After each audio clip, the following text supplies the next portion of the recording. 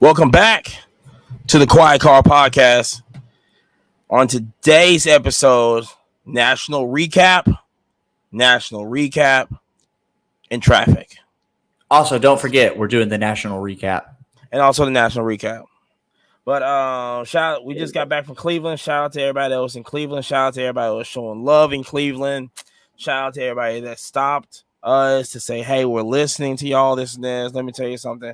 Words cannot explain what the feeling that we have towards y'all for saying that.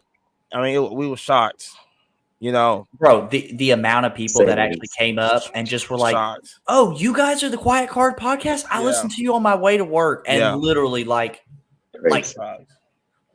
so much love, but so shocked. It's like, I'm not just speaking into the internet just to nobody. Like, people are actually like listening and paying attention. It's wild. And shout out to everybody that's on that just follows us. Shout out to everybody that's new to us that we met there. Man, shout out to everybody that we took a picture with.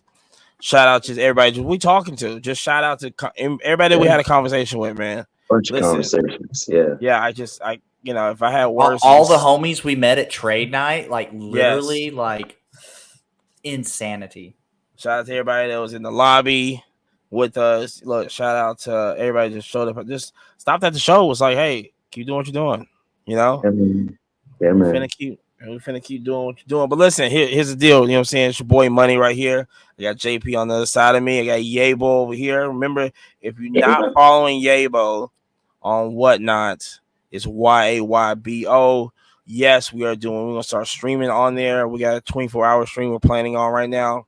And also we're having a special private card show in Darlington, South Carolina. Okay. Yeah. Labor Day weekend, during the race weekend, 3 days. Okay, that Saturday, Sunday, and Monday. Am I got that right? It is Friday, Saturday, and Sunday. Friday, Saturday, and Sunday. The 30th, 31st, and the 1st. Yes. So that is the announcement that we have. More information on that next week, what location and everything. But it's going to be our first card show that's happening in Darlington, South Carolina, doing race week. Perfect time and everything. NASCAR, Formula One, football season's happening also. Baseball's basically going to be heating up around that time too. But check us out. Like I said, more information coming soon. So, like I said, but once again, like I said, shout out to everybody that we have talked to there at the show that showed us love and everything. Listen, it means a lot to us. Okay. But right now we're gonna we finna jump into this recap right now. It's gonna be probably a little different than what we the car show review. Of course, we're gonna do a car show review. We do a car show review every week. Okay. So we're a little different now because we went to the monster of the monster and everything. But JP, man, start us off, man. How was it? Honestly, it was a good time. It was a really good time. I kind of went into the event not having the highest expectations of it. There was quite a few areas that fell short. Anybody who's listening to this has probably already heard on social media about the traffic. I saw it. The wait time, the lines, all that. We want to shout out Anthony. Worked with the show, and come to find out, it really wasn't the national people. It was the people at the IX Center. They messed up the parking. They messed up the admissions. They're the ones who really messed up. Everybody who actually worked with the national officially was super kind, super helpful, great people all out. The people at the IX Center, catch me outside. How about that? I mean, that was good. Listen, that was really like the one part for me was like, why are we in traffic? I mean, this should be just a long time. And for our listeners, quite literally, from the exit to go to the IX Center to the parking lot literally took us 45 minutes to cover 1 mile. Yeah. One of the days. The other day, I believe it took 35 minutes.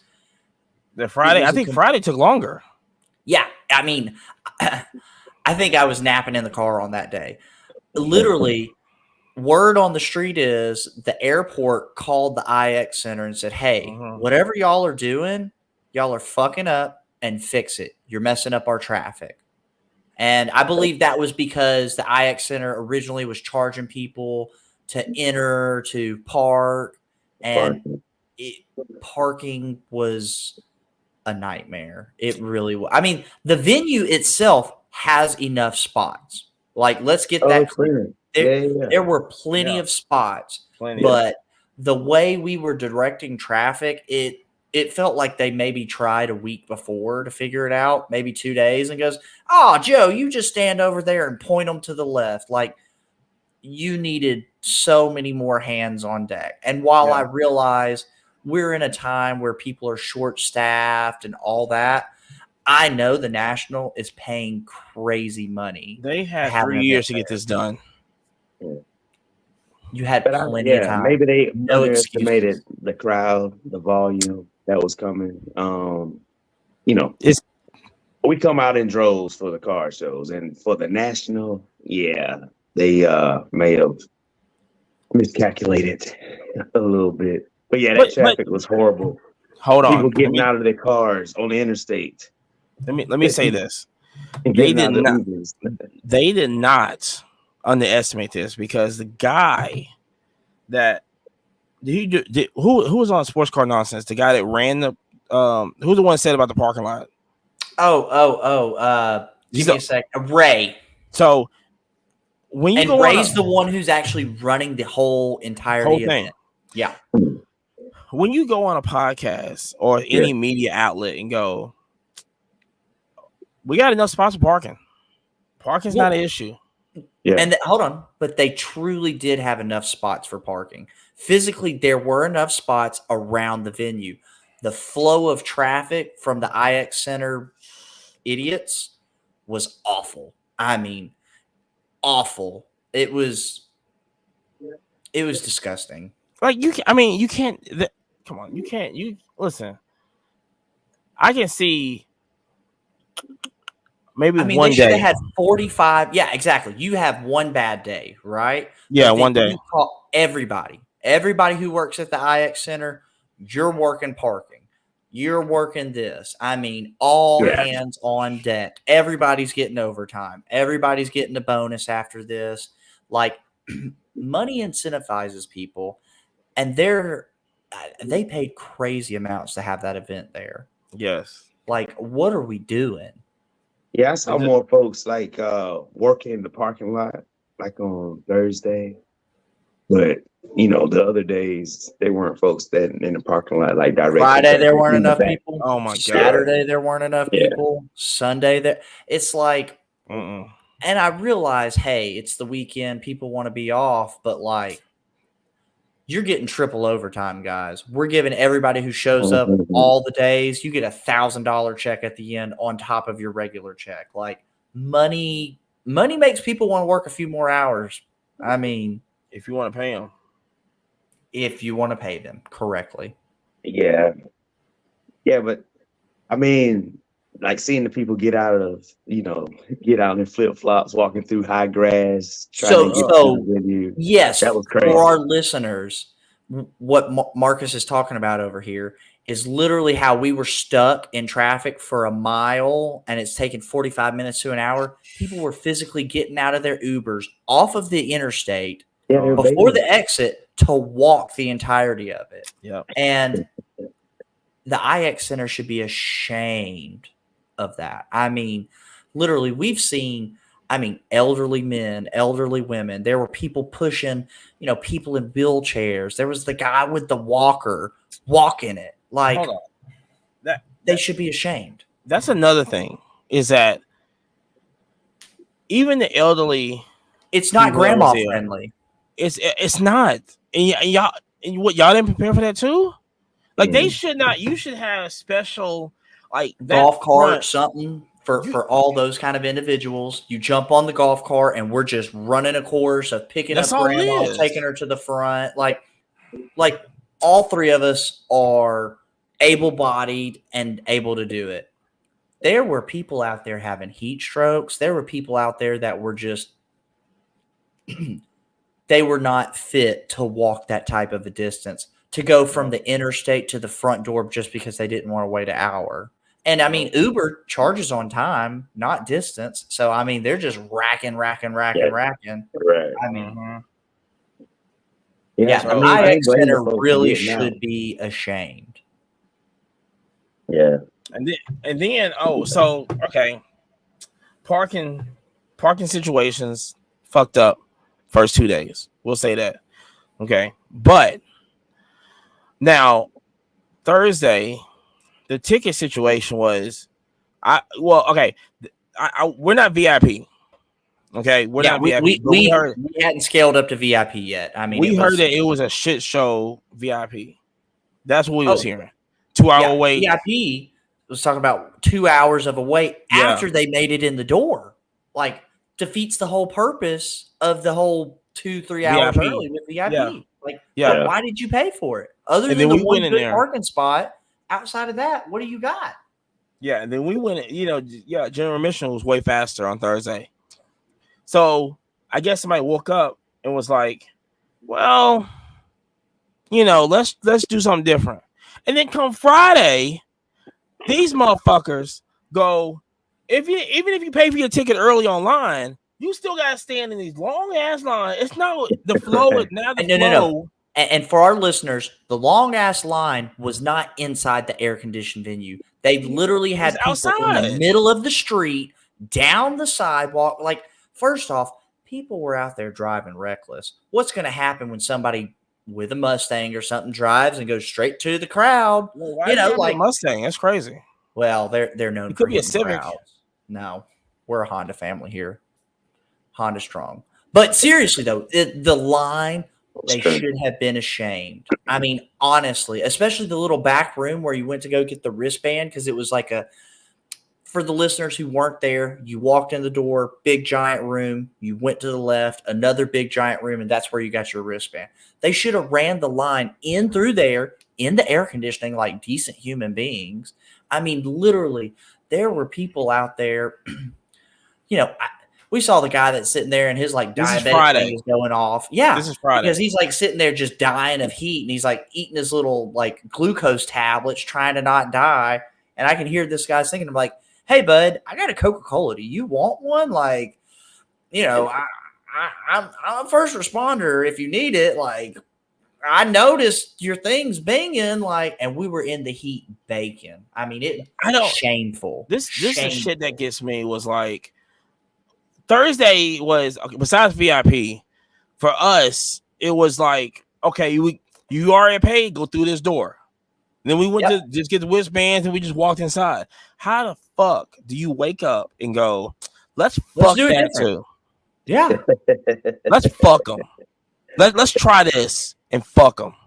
Period. Now, here's the cherry on top of the cake. We're recording this early on a Sunday. Normally, we record it. Yeah. So any information comes out between Monday, Tuesday, it is what it is. But tonight, okay. So me and Amani this morning when we went to the show, literally they had that same line out to the sidewalk, and no shit, a guy comes out in a vest and goes, "Oh my God, nobody told y'all could come wait inside?" As there's like at least 300 people in a line, and I mean it was the hottest today that it's been. And it's like, it was all the way to the street. Like, Saturday was easy to get in. Yeah. Saturday we just walked in. Saturday was way easy to get in. So I don't know what the deal was today. I don't understand.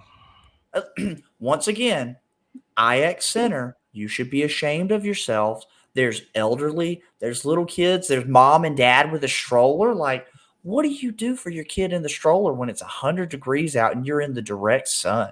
Like, Just Yeah, you got a lot of folks with memorabilia, getting oh my signed. Some of god. them like, kind of big pieces too, man. The, Carrying the guy around we walked in that kind of with, and stuff. he's got like just both hands full, just Right, covered in sweat before we even walk in the front door. I right. mean, it's Yeah, like it's okay, kind of hey, stuff. cool, you're a little hot and sweaty, but no, it's different to bake in the sun. Definitely not OSHA regulations. Like, just gonna put that out there. Could have But had somebody out there with waters, like, hey, free water, don't die out here. I Like, don't know. It's just easy lawsuit for the IX Center if somebody got hurt. that Thursday and Friday was crazy. Like that was crazy. But People were in the street, wrapped all the way to the Going around. sidewalk to the front. I mean, it was. yeah, it's a wraparound line. It was. But Saturday and Sunday woke up was like, after the airport called them, it was like, yo, get your shit together. When of course it wasn't now they wasn't charging parking. Flow was easier. Getting to the venue was easier. I was like, look at this. Look what you do. But the thing Crazy. was that y'all could have avoided this. Me personally. Also, let's Go ahead. put out there were no cops directing traffic whatsoever. When we were in Chicago, you had cops to go, hey, go this way. They had city workers to go, oh, park over here. Like, There's bro, everywhere. nothing. That's a good point. Yeah, I don't remember. Yeah, that's right. Yeah, that's right. See Yeah, cop detail out there, right? No cop detail at all. Yeah, they should have been on the main street. Number one, nobody was on the main street to see what's going on. Nothing. They should have, you had maybe one guy, I think Thursday or Friday, there was that one guy out there trying to tell people to go around to the other side, this and this.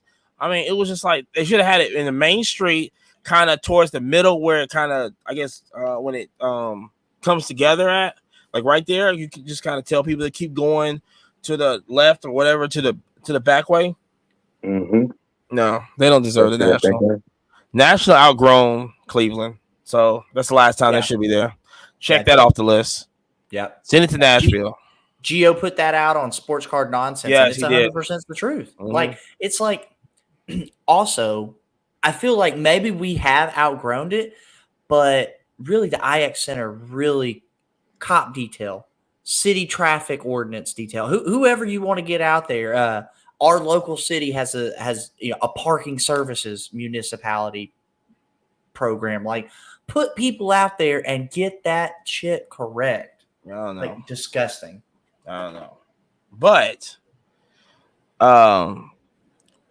travel up there, like I said, travel up there was pretty crazy too. We left on Wednesday. Well, I guess the thing was, for us, for Jerry and I, it worked out pretty good because we really couldn't find a good time to fly up there. I felt it was us. We couldn't even find a good time to fly up there, so we drove up there.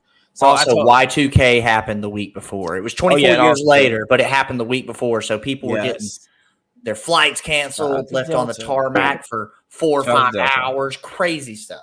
So we thought the rental car was the safest route. Yeah. So, but then I had to find a room Wednesday, right? So I found a room somewhere in, I don't know another city. It doesn't even matter. Let me tell you something. When we walked up, I got a little Quincy in. Now listen, I'm a Hilton guy through and through. I love Hilton. I just couldn't find a Hilton, right? I'm like, we're gonna stay here for a couple hours. And we drove up. Matter of fact, I will say this. We stopped off in Columbus, and we went to Car Collector 2 shop.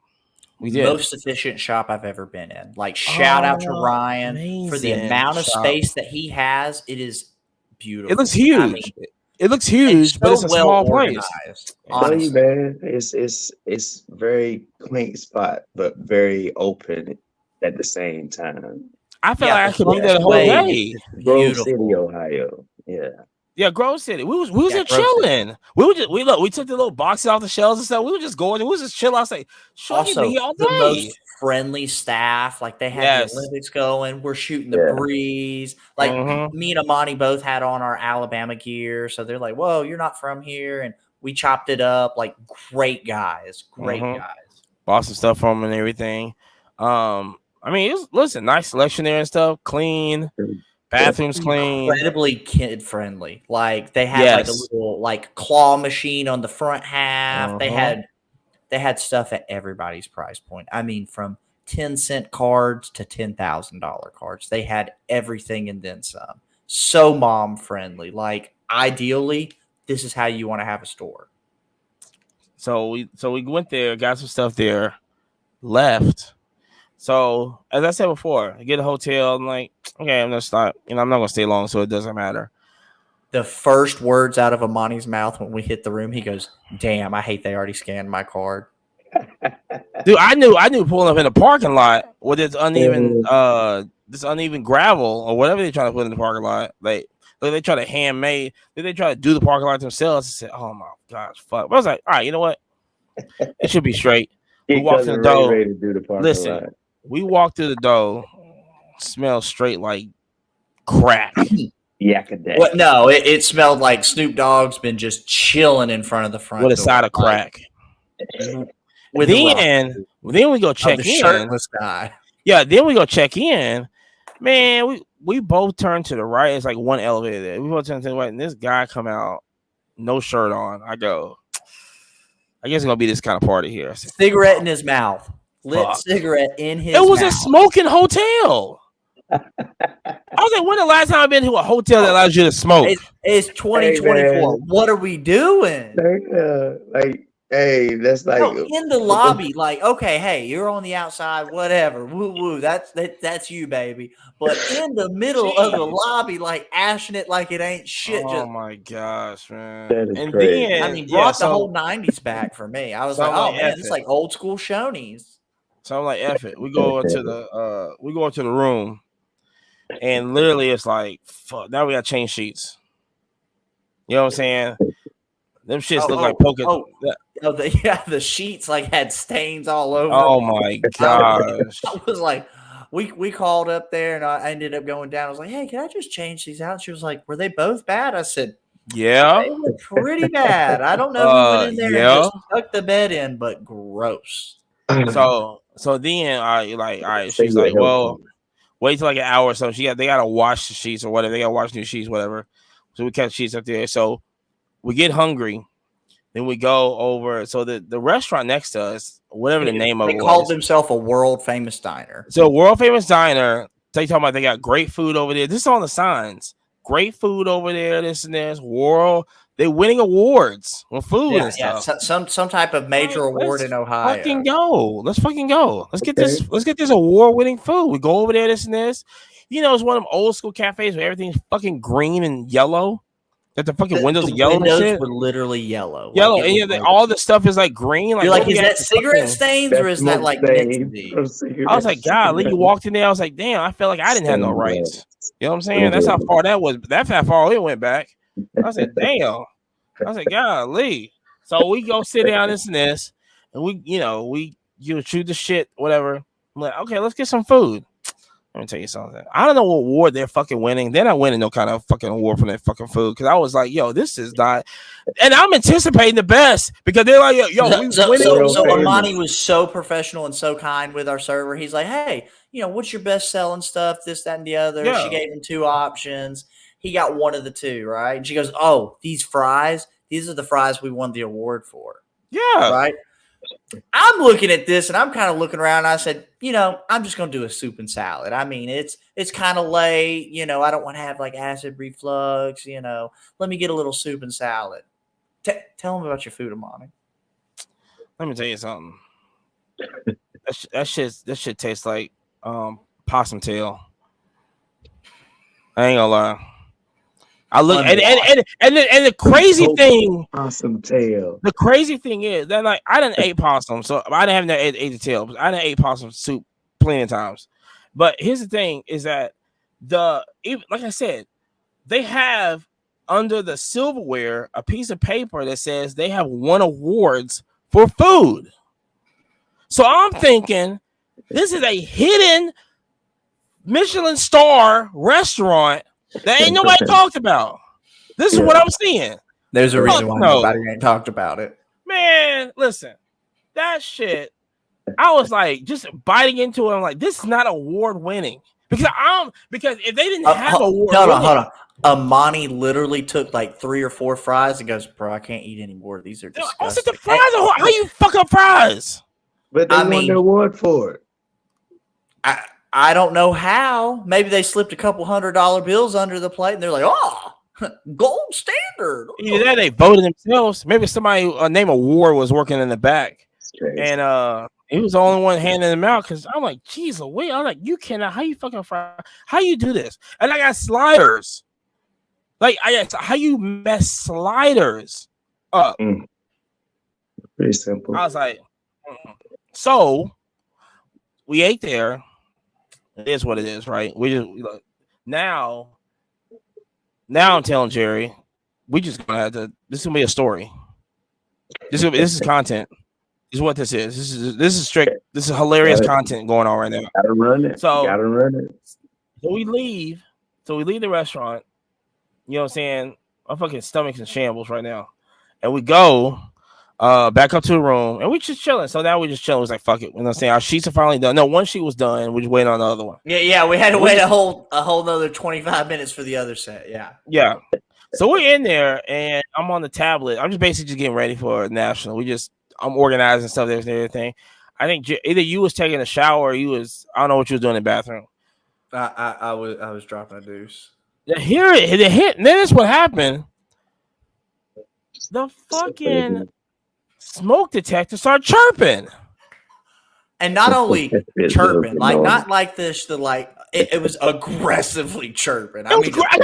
Listen, now we ain't gonna put race behind it, but I have been in houses where it's been chirping. Them things always like a 10-minute chirp. This is every minute. Every minute is chirping. I go, oh no, okay. And he's not exaggerating. He's not exaggerating, y'all. Like, I'm saying, this is the most aggressive chirp I've ever heard. Like, it was I called the girl down at the office, and then I'm going like, yo, the thing's chirping, right? I just like, yo, can I just get a battery? Come down there and get a battery. That's all I want. And I know how to change down there. I said, hey, look, all you got to do is give me the little square battery, and she. Nice little 9-volt joint. Yeah. So I'm on the phone with her. No that's all it is. Science, nothing. So I'm on the phone with her, and she's like, well, I don't see where it says like anything is like on fire. I said this chirping. I said I need a battery. Nothing. You think I'm calling you if it's on fire? You think I'm sitting here in flames going, this thing ain't working? That's what you thinking? Like, like you know what I'm saying? That's crazy. You know, I'm just like, I just need a battery. You don't have a 9-volt?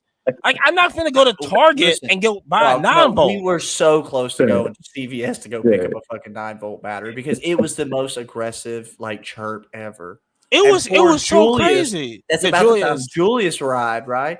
And so Julius gets in the room, and like within 5 minutes, he goes, "Oh, it is true." He goes, "Have y'all not got a new battery for that yet?" and my head about exploded. I was like, "You'll be all right." And by that time, it was like 8:39, and it was like, "Fuck it, just go to bed." We were waking up at the ass crack of dawn just to get out as fast as we can. Gone. We out of there. Continental breakfast free and everything. I said, I'm out. We didn't even try the breakfast. Like, no, if y'all can't like wash your sheets, there's no way I'm eating your food. Oh, and then there was another thing. It was another thing that so I've been in hotels when they're doing like renovations and stuff. I mean, it is what it is, a hotel. So you're going to end up going renovations. This is what it is. So this is basically the hotel is basically in a rebuild stage. Oh, and I can tell you this, right? So I can tell you also we walking down the hallway to get into a room. Why the fuck is a dog barking? Like this ain't a it's a Rottweiler. This has to be like a Rottweiler or something. In the hotel. I mean, the dog's probably the one in there smoking cigarettes. I mean, jeez, you know what I'm saying? So then, I noticed. I go, the cabinet that holds the refrigerator in the hotel. The door hinges were on the outside. On the outside. You know what I'm saying? I go, this cannot. It's like it's all content. This is all content right now. It's so much content. You wouldn't believe it if you didn't see it. Meant to happen. You know what I'm saying? So Now, that's all now right. we did. Where was the place? Where was the spot we went for breakfast? We got one here in town. I forgot the name of it. Broken Egg. Another Broken Egg. Yeah. Yeah. Another Broken Egg was literally 5 minutes down the road. Such good service. Such good awesome. breakfast. We All were the time. so happy to get out Grits of are the hotel. horrible. Well, If I knew that I got a we're not Powerball, in the South. if I knew that it had grits in it, because I don't think it was on the little thing, I was The like, grits in the north though, man. yeah, but I'm like, you can't like you're just water, boil water, pour it in there. It wasn't even cheese. on the menu at other spots. Didn't even get grits. I was gonna say I don't even think they put butter in it. Like, And then another how thing do you about make grits with no butter or no cheese or like no salt and pepper? Like, they just put the grits on there and they just throw everything on top of the grits. Yeah, Because I'm eating it. So they had the grits on the bottom and just threw all this shit. I just almost all the time. So while I'm eating it, I don't think they have grits. I go, what the fuck is this, rice? What is this? Yeah, and it's like quinoa. quinoa. yeah. Golly. I was like, what is going on? I said, what am I tasting? What's this, grits? This can't be grits. I never tasted grits like this. I said it cannot be grits. I think they need to take this country for bad food around here. If anybody from Another Broken Egg is listening, call your CEO or whoever's in charge of the menu and tell them to take them grits off nationwide. Now, our server, she was great. She went above and beyond, but she wasn't the cook. Well, you need to go talk to the cook because you get blamed too. Just like how we blame the national for IX's whatever is going on there. You need to go talk to the cook because I'm seeing you not the cook. Period. Anyway, but like I said, so national. Like I said, this is national recap. That's not even the worst thing that happened this weekend. But hey, why don't we start out, everybody? Starting out with Marcus. Yeah. Give us your favorite moment. Give it your worst moment. Yeah. Let's go. Favorite moment, man. Shucks. Maybe the last trade night, man. Maybe the favorite moment. Had a moment where it actually made the hair on somebody's arm like raise when they actually saw the collectible. Yeah, that was epic. So yeah, that was wild. So yeah, I took the Big L promo photo and his autograph on it. I took that over to Card Carver to see it for the first time. So I showed in the back, had some, words I put on the back, kind of explaining what it was. And yeah, when he turned around, man, brought chills to it, man, actually seeing that. Because, Big L, Lamont Coleman, he's deceased. And, but a big part of what, hip hop is, and, Card Carver has a lot of, hip hop. Yeah, he shout out to Card Carver, great guy. He's very hip hop oriented. This is the whole podcast. We're all hip hop oriented. He put out these two cards, so Coogee Rap and Conway, the Machine. Put those out along with the Jay Dilla too. So I say that, seeing the chills come up, on his arm, and then just personally me being able to acquire these cards, from the 44th National. Man, that was one of my favorite experiences. And I was telling Amani, like, I didn't have this one actually at the last night of the trade night. Yeah. But I got it this morning at the airport on the way out. Ran back into Allen. That's crazy. So yeah, man. Shout out to Allen. Allen was such a great guy. Allen was so nice. Yeah. So yeah, man, that's probably my favorite moment, man. Sharing that with Card Carver. Now flip the script. What was the worst? The worst moment, man. The worst moment was finding out late that the best food was in the back right corner. Oh my God, we're gonna talk about that too. The convention center. So yeah, we're gonna talk about that. Just finding out late, man, that the piece of truck. Yeah, that was the play, man. I forget the name of the restaurant. Yes. Here, give me a second. I'll shout it out. Keep telling us about. But yeah, they're I got and the lemonade. the lines were long, but really efficient. Oh my You didn't gosh. stay in the line long.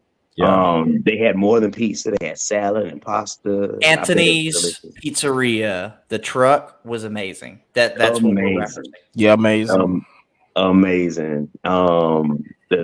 The lemonade was off the charts as well. Oh my gosh. Like a frozen lemonade slushy kind of thing. Yeah. It was an Italian ice lemonade. I saw it on Italian thing. ice. Yeah. Yeah. So yeah, man. Just finding that out late, man. That was that was probably like the worst thing. And maybe the maybe not so close second was not having air conditioning at trade nights. Ooh, that was Trade night was very sweaty. They had air conditioning in selective spots, but the areas that had air conditioning had no Wi-Fi, and everywhere was hot and sweaty had Wi-Fi. So we were with the Wi-Fi. Yeah. So yeah, that's basically what it was for me, man. all right, Jay, what's yours? Yeah. What you All say, right. Jay? So my favorite moment that I think, first off, I had a lot of favorite moments. Meeting so many people, meeting people that I never thought would know my name, and they actually knew my name. But Crazy. like genuinely, like the most funny moment that I think I had that was very memorable is we had got a free pack of baseball, and Saturday night trade night, Amani's ripping these packs of baseball. Mm-hmm. Amani pulled a Wander Franco card. Mm-hmm. So at the end of the show, No, wait, it's crazy. it gets better. So we pull the Wander Franco and we put it off to the side, and the guys come in, and he's like, hey, it's time to go put up, they're trying to close down. No, hold on. You missing? No. I'm getting there. Right. Yeah. And so a little kid is trying to come do a little trade up challenge. No, but whoa, before that, what we do with it? Yeah. We ripped the Wander Franco in half on live on Amani's live on TikTok, I believe. Yeah, and it was hilarious because we kept went on to give table. this little kid. Yeah. We went to give these kids some cards, and he goes, hey, and this child had to be 7, maybe, right? Yeah. Maybe 10. Yeah. Well, he was there with his dad. So it's the kid and his dad, all 3 of us, and then the real nice guy that we met who worked with the Nationals. And the kid goes, hey, why did you rip the Wander Franco card? And I looked at Amani, and Amani looked at me and Marcus, and I was like, buddy. And the National Workers guys laughing, the dad's laughing. I said, buddy, I think that story's up for your dad to tell you. I don't think I can tell you that story. But yeah, that was just such a funny moment because as a kid, he was so genuine. Like, why did you rip that card? Right. Yeah. And every grown man that was there is like, ooh. That's the appropriate thing. It's a fire starter. I think my worst moment, which was also one of my other funny moments, was just the lines for the bathroom. So you had 2 lines. Since we're in the men's room, you've got your standing line and your sitting line. I'll be professional and keep it at that. So I'm in the sitting line. And I had a gentleman walk up, and he's sitting there sweating. He goes, hey, bud, can I cut in line in front of you?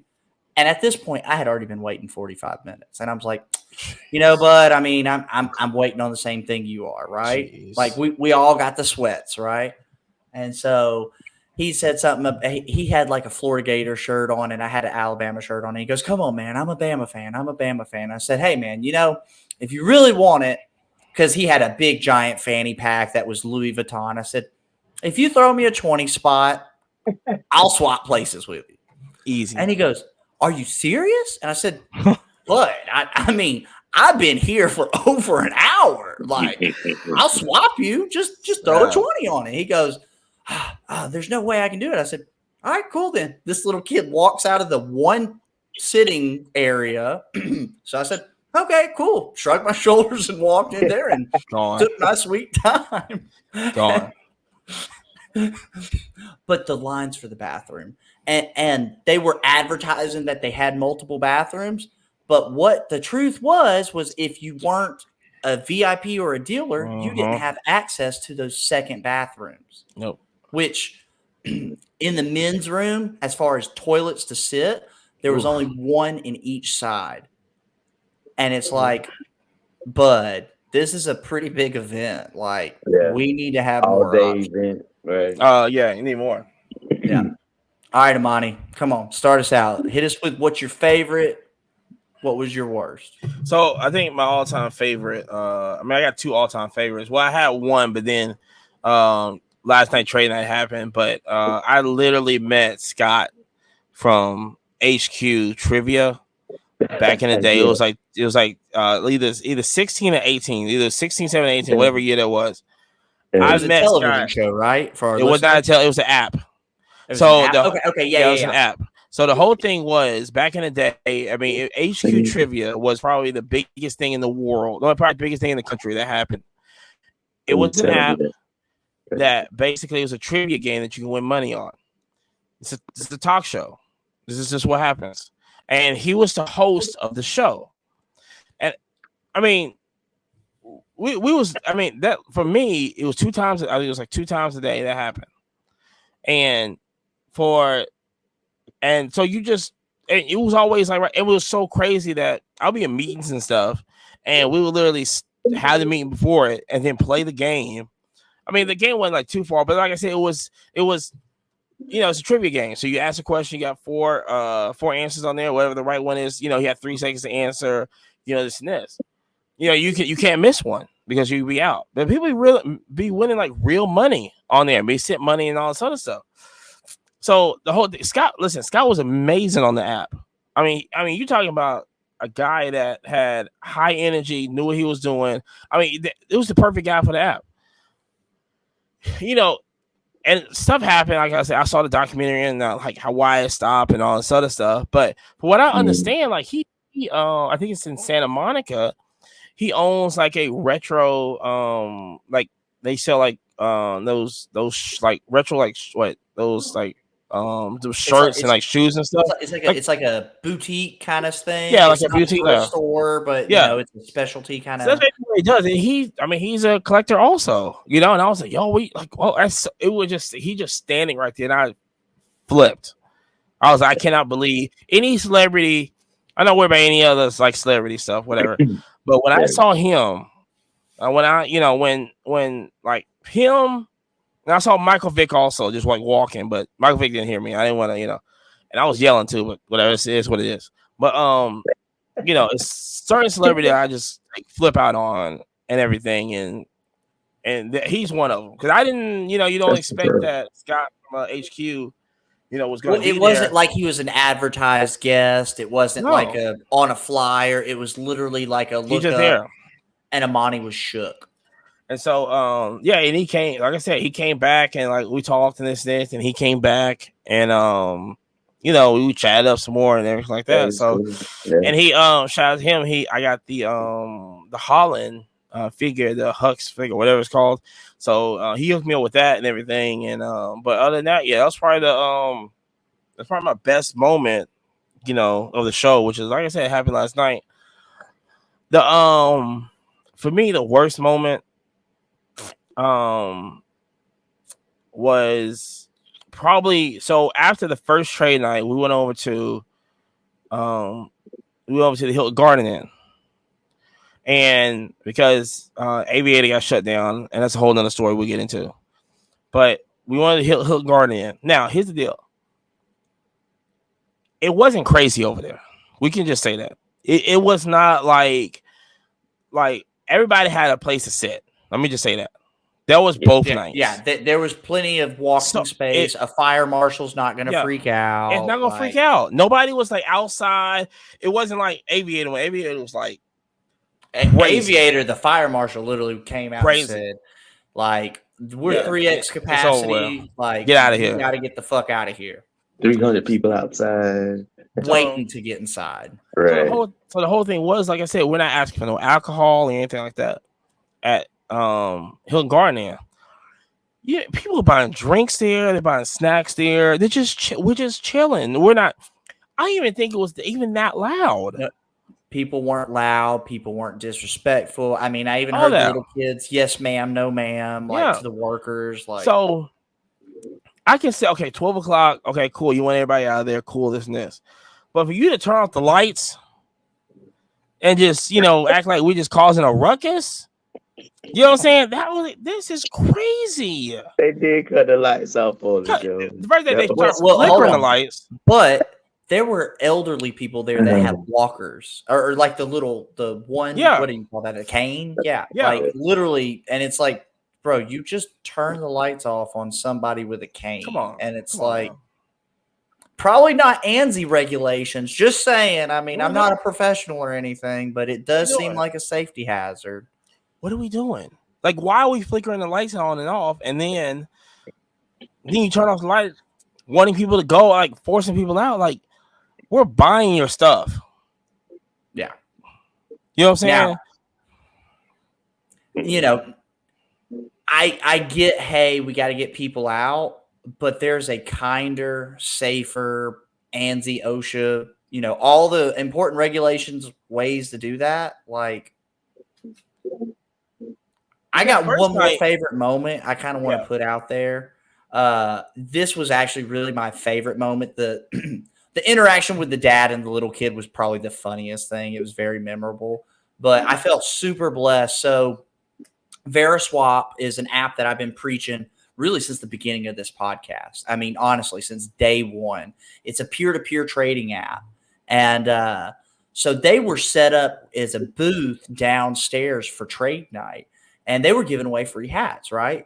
So I think it was like, what is it, Tuesday, third, whatever the first trade night we actually did at the event. And so I go up to the booth, and Thursday. And so I go up to the booth, and I'm like, hey, man, you know, you guys are giving out free hats. Can I get one? And the guy looks at me and goes, and it was the owner. It's his name is Raymond Lee, very great guy, super professional. And he looks at me and goes, hey, man, what's your name? And I was like, my name's Jerry. Like, you know, thanks for the hat. And he goes, no. What's your last name? I said, my name's Jerry Petrie. He literally stood up, shook my hand, and goes, bro, thank you so much for reposting all that content, you know, putting us out there. Because I've made videos, I've made posts, I've made, you know, I put it out here. I mean, I'm putting it on wax. And he's like, bro, I really appreciate you. And I sat there and chopped it up with him for like 45 minutes. But, bro, I felt so blessed that, like, I would never have thought somebody like this would know my name. Crazy. But literally, he stood up, shook my hand, was like, oh, my God, thank you so much. And I was like, fam, I've made a lot of money on your app. I appreciate you. Like, exactly. I've been preaching it to everybody because, like, especially if you're going to trade with strangers on the internet, to have a third party that's like safe, insured, they're going to check the quality to make sure what you're getting is what you're supposed to be getting. But yeah, I felt super, super blessed. That's probably really the highlight of like the whole show for me, was just that somebody was literally like, cool, I know you by your name. And it's like, that's it's nice. Like little old me. What? Yeah. So keep putting in the work. So with the show, with the show in Cleveland, are we thinking it felt like the show itself? Did it feel like bigger than Chicago? Because I don't think it was. A lot of people are saying that it was. But I think it felt bigger because it's a smaller venue. It's just a smaller place. There's just a lot of people there. You know that. I mean, that's how I feel on it. I mean, of course, it was. For me, it was. I ain't gonna say tiny, but it just wasn't big as Chicago, and that's not really much of a problem. But but here's the thing. Here's the thing that I liked, and I saw basically today, was they organized it. I think they organized it way better than they did Chicago, because you got the art people over here, you have the vintage all over here. Everything's over vintage. You got Martin all over there, and then you got wax seal cases and all that other stuff over there. Corporate wasn't as big as it was. I feel like it was more organized, more spread out, better usage. Of course, you got all the breakers. Shout out to Whatnot, man. Had that screen up top, had the breakers bowl and everything. That was crazy,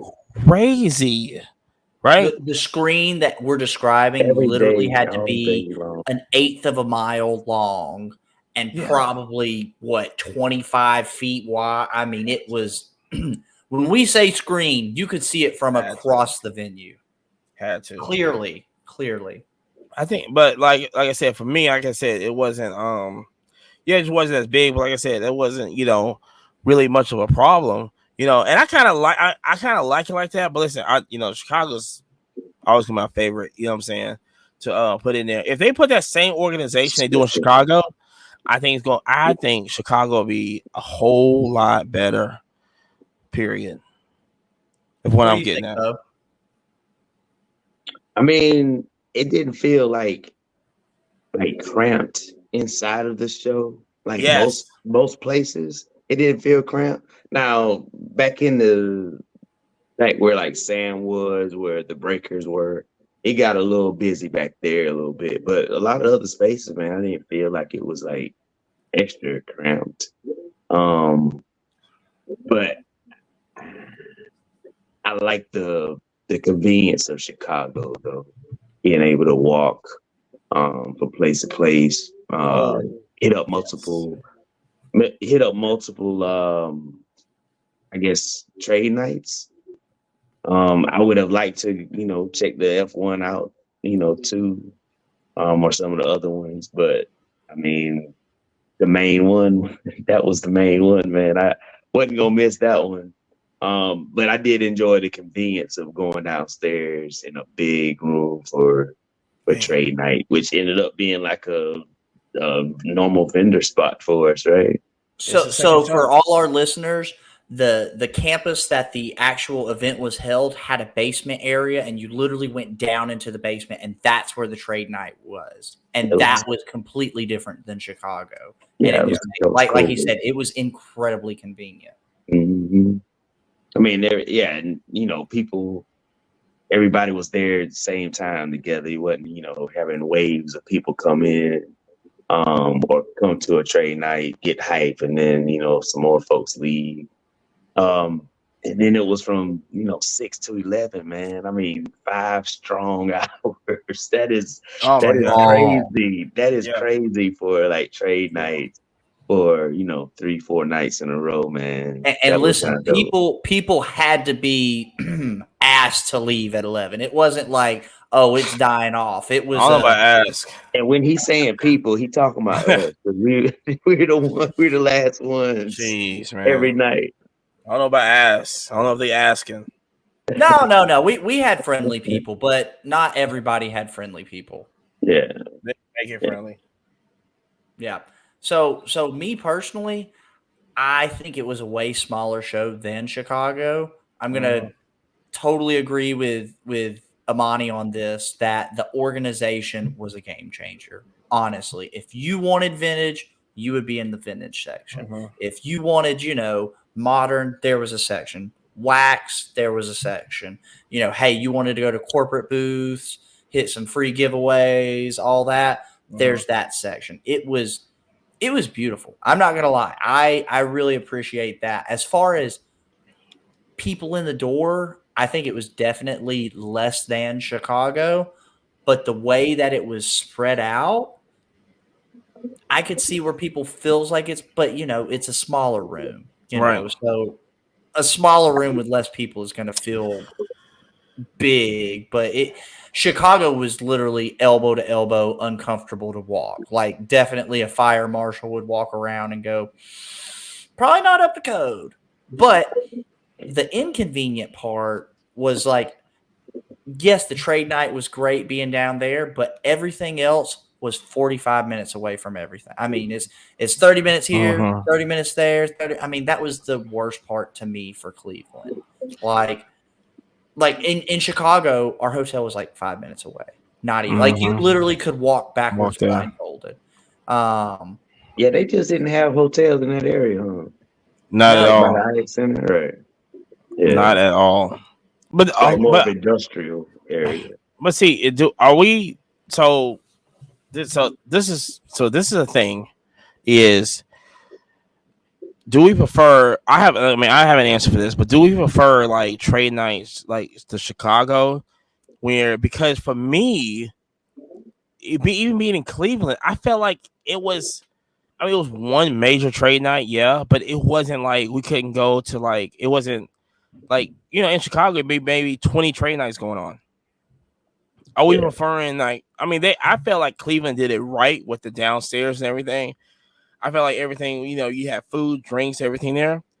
But Yeah. Also, shout out. There was food and drinks at the trade night. You literally, if you wanted spicy water, they had spicy water. If you wanted regular water, pop, soda, anything, pizza, donuts, it was all there at the trade night. You didn't have to leave the building. Do we like the Cleveland style trade night, which is like under the venue, everything's like right there, this and this, which kind of reminded me of Culture Cleveland. I love that, where everything's just like right there.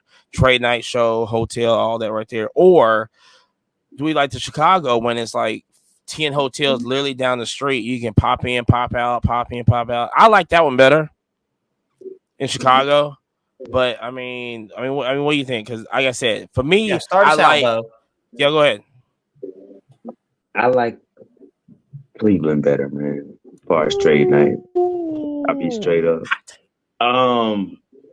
The caveat to that was though also having like a little earlier access to trade night. Shout out to Sam. Shout out to our network. You know, Pure family. So yeah, but I think that was kind of like the kicker for trade night, and then like again having 5 straight hours of trading. I mean, it was like a mini card show, vendor spot. Basically, that's how I felt. But it was more interactive because folks were chatting it up with folks.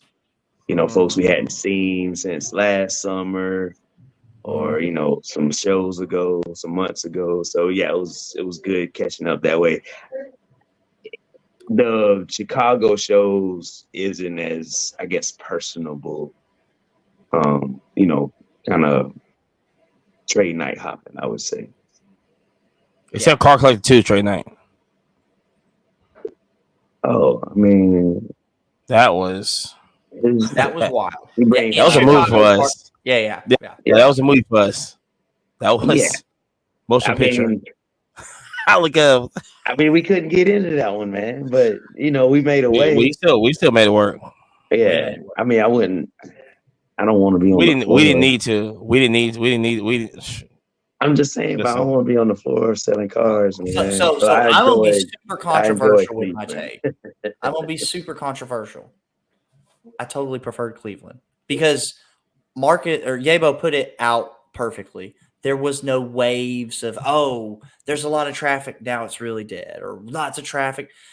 It was all there.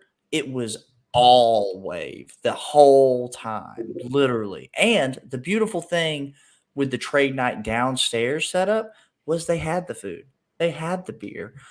You want pizza? They got it. You want funnel cake? They got it. You want donuts? They had it. Like it was really, really good. And they had so many tables set up. So literally, like Yabo said, you set up dealer style. Literally, people would take over a table, put your stuff out. People would come up, trade this, that, the other. I mean, it was super great. Now, with the caveat on that, I preferred Chicago in the sense of everything was so close. I mean, literally, like if I wanted to dip out and go nap out at the hotel and we were in Chicago, I could literally walk my butt across the street and like go take a nap, whatever, right? Cleveland, that was not an option. I mean, what was our hotel? Not even 5 miles away, but it still took 30 minutes to get there. No, it was 20. It was 11 miles and it took 20 minutes. Well, with no traffic. God forbid you have an ounce of traffic. It felt like it took 45. I mean, it was once you mean leaving? Yeah. Like I couldn't. It take an hour.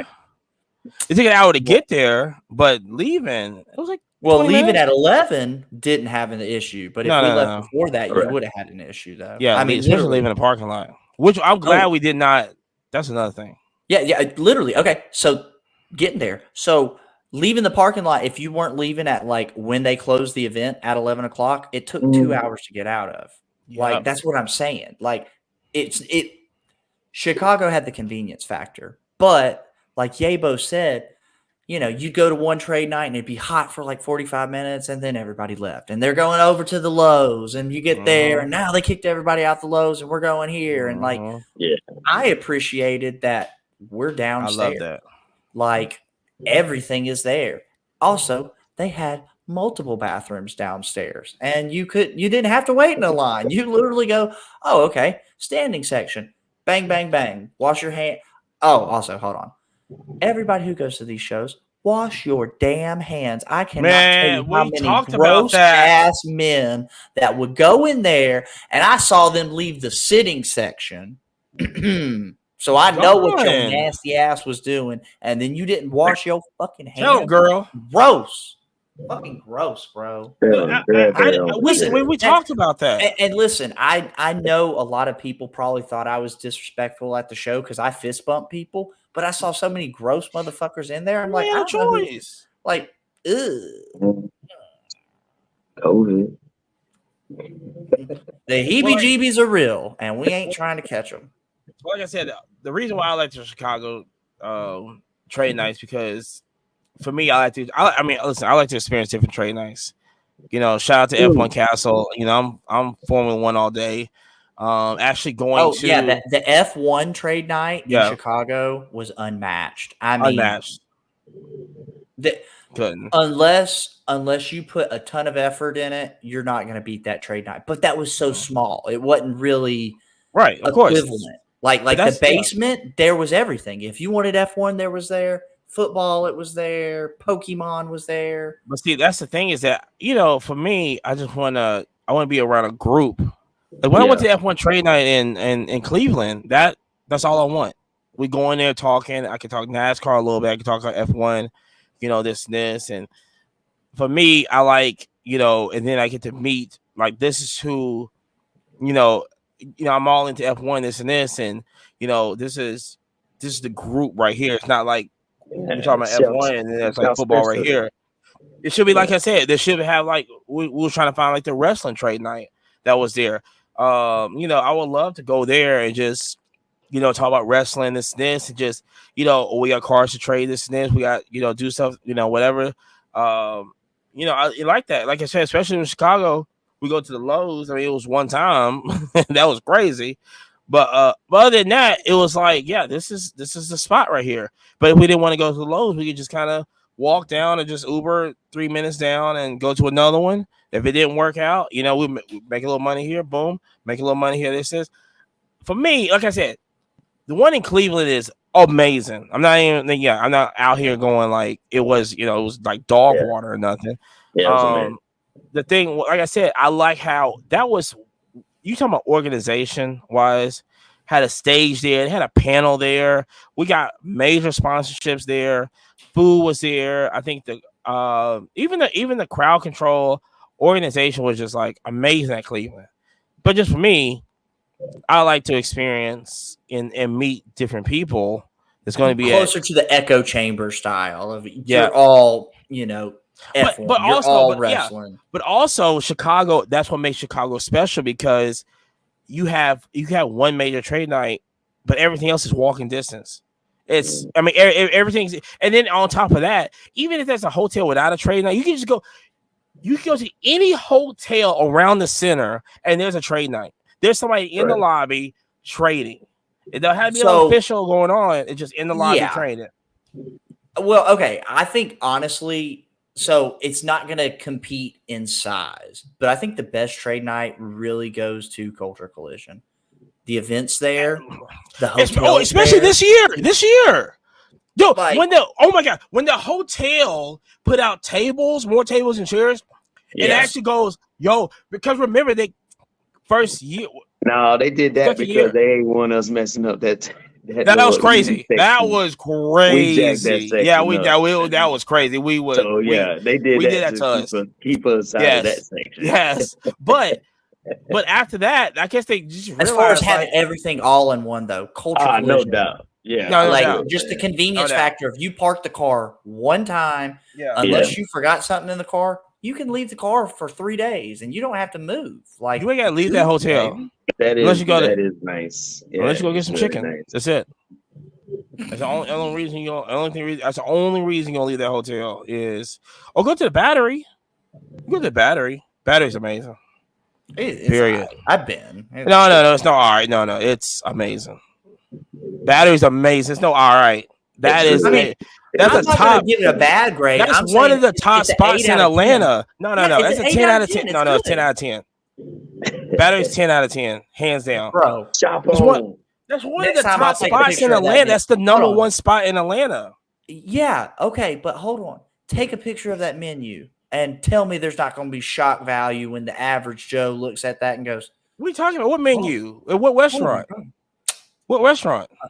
You know how they got the strip set up right there? Like, Yeah, and it's all the different restaurants. It's like 6 different streets. Bro, It's like 30, it's like 40 restaurants there. and they're all overpriced, bro. It's the It was battery. $30. Yeah, it was $30 for a hamburger and fries. Yeah, this ain't McDonald's. This is bro. wait, what's going on? Go I can cook it better on the Hey, cast go iron. to the That's all yard. I'm Yeah, saying. right. Go to the Yard Oh. House next time, Jared. That's what I'm saying. Your Yard You get you House. a cheaper burger. It's delicious and it's affordable. There you go.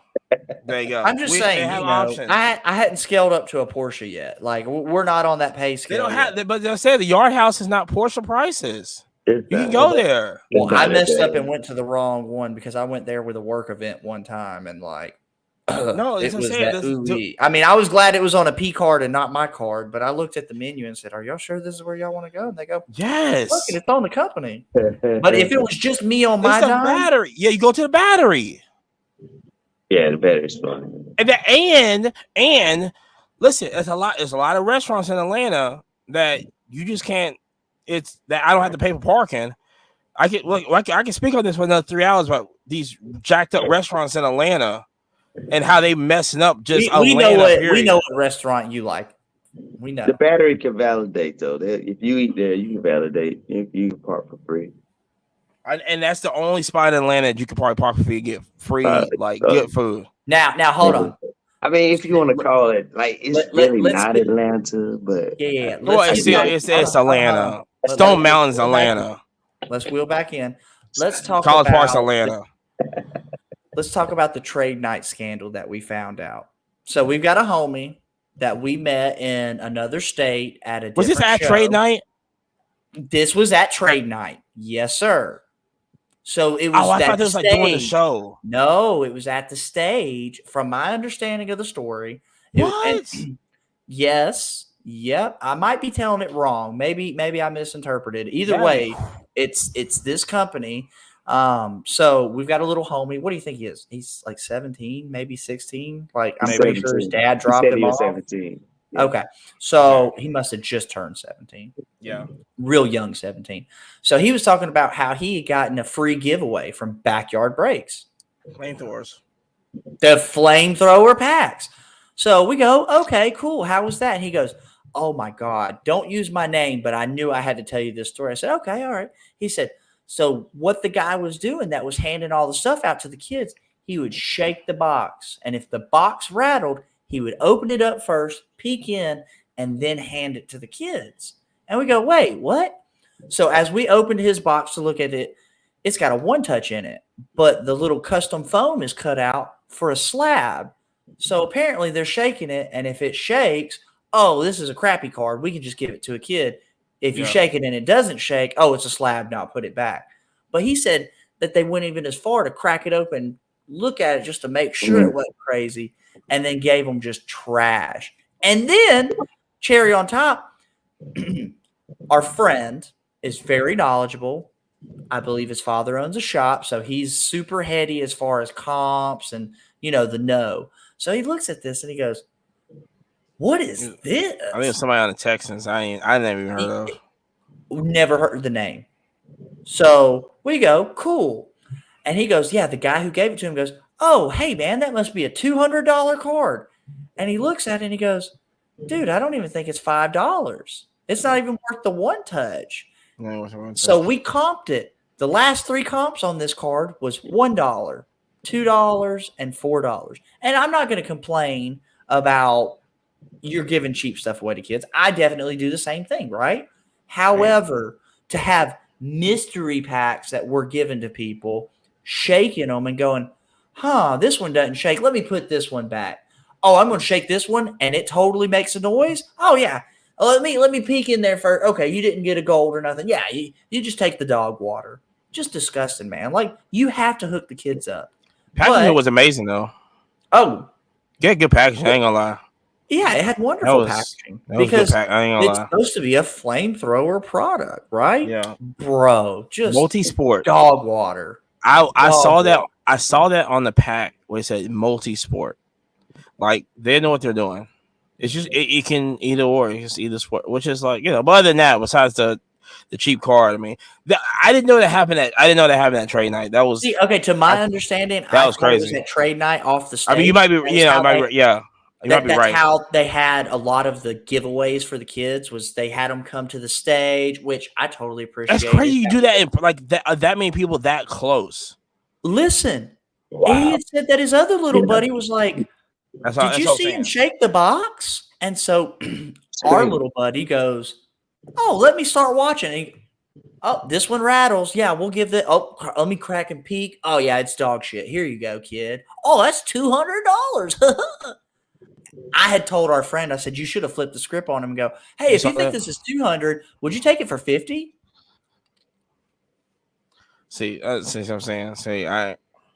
But you can't do the kids like that. Listen, even in my free giveaways that I give at my shows, I know for a fact, I go, there's a $30 card. There's a $20 card. There's a few $10 cards.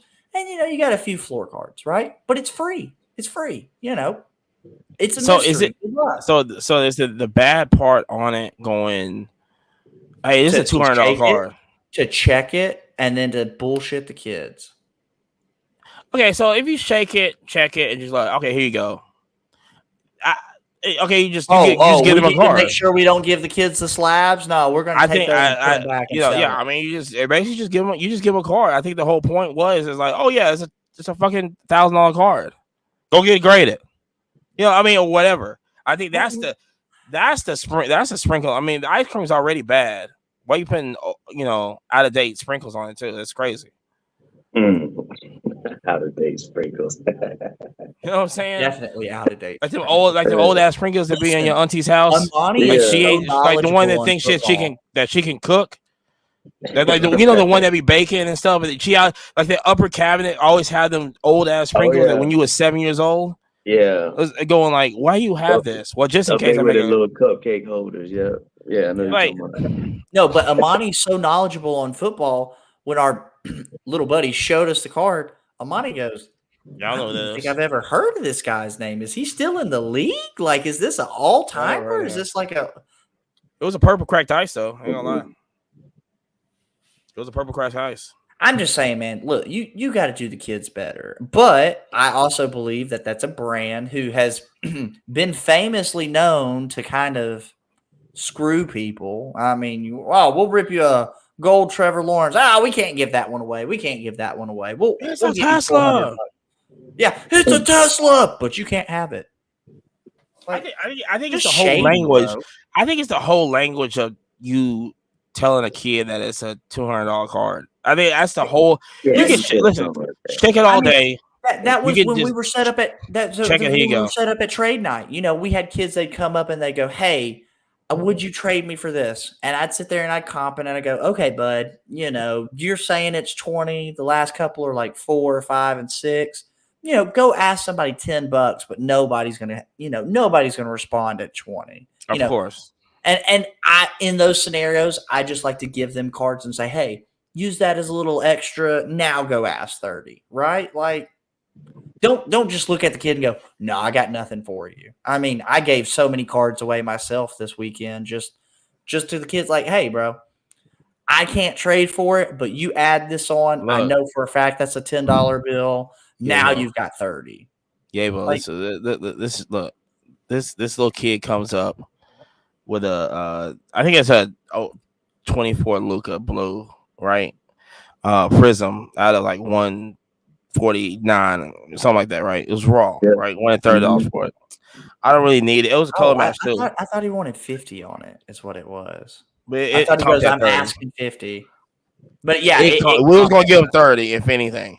And so Jerry goes, yeah, we don't want this. Here's a stack of tops. Baseball. Now you go take ask this. 50. Now go ask 50 with the tops non-chrome baseball. Listen, we gave him a stack. Yeah, it was like literally like this stack this big was like, yeah, we don't need these cards. Take these cards. Now go ask that same price. The little kid looked at it and go. You're like, what? That was so funny. He goes, and then Jerry goes, yeah, all right, scoot along now. First off, no, I did not. I said, come back if you got any questions, bud. But I wasn't gonna pay $50 for a $30 card. I'd pay $30 for a $30 card, right? Like, I would pay $20 for that one, but I'm not gonna pay. I'm not gonna undercut that. I'm just not gonna undercut it. I couldn't do it. No, that's what I'm saying. You give them a little extra and say, hey, go ask the next guy. Oh my gosh, yeah. Oh my gosh, jeez. I hope you enjoyed them. We're nice to kids right here. Now, some people quoting Michael Jordan quotes. Fuck them. These kids got gold kabooms now. No, dude, the kid in the lobby. Okay, hold on. That kid in the lobby was different. There is a certain level of kids that are walking around with crazy shit.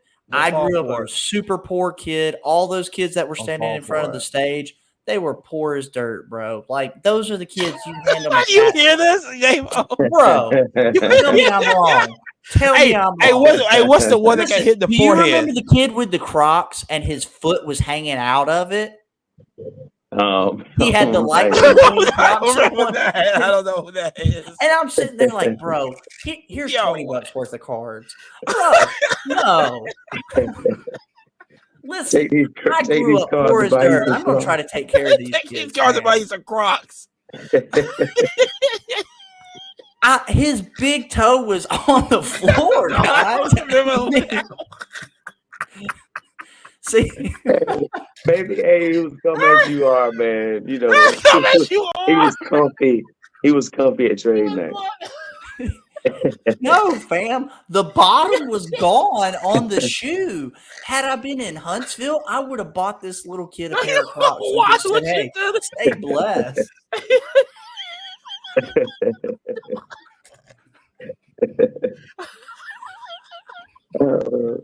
Well, see, I like sneakers. I like sneakers, and I was like, oh, I like the Lightning McQueens. And I looked down, and whole ass 3 first toes are out, and I'm like, you say whole ass, whole 3 whole toes, 3 whole toes on the ground. Waving at you, throwing up gang signs. Yeah, giving you signals. Help us, bro. But I'm telling you, I wanted to buy that kid a pair of shoes. West Side, man. Oh boy! All I know is when I walked into the money. trade night, I was like, all these kids at the top of the stage, and they giving out Coogee Rap cards and no, okay, Conway the Machine cards. I'm like, they don't know these guys. Let me talk about this though. I do want to say that the National could have done better with a giveaway with the kids, because they were throwing stuff at the kids, right? And you're like, oh, okay, hey, the kid's going to catch it. I'm not talking an underhand, like, catch. Bro, wow. I'm talking a whack. And, man, I saw this little girl with her dad, and she got smoked. I mean, in my head, I heard the Halo voice go, headshot.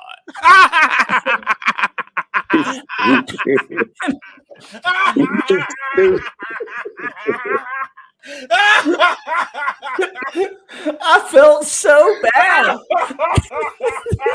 Oh god! This poor little girl. She goes to start crying, and her dad goes, "Hey, baby, look, you're good. You're not bleeding." Like, you could tell he was trying to calm her down, right? But like, when you throw stuff at these kids, you gotta go, "Hey, heads up! Don't like." I mean, they were like, like, I want to give stuff away too, but don't smoke the kids. I mean, but I swear to God, in my head, I just heard headshot. Oh my gosh. Oh, the kids getting sniped with packs of cards. Oh my god. No. It was a thing of one touches. It was a one touch. Yeah. No. We're not. That listen, hurt. Heads up, 7-Up. Yeah. All jokes aside, come on, we don't want to hurt the kids. I mean, throw a That T-shirt daddy like needs that. to But be a little bit more sensitive.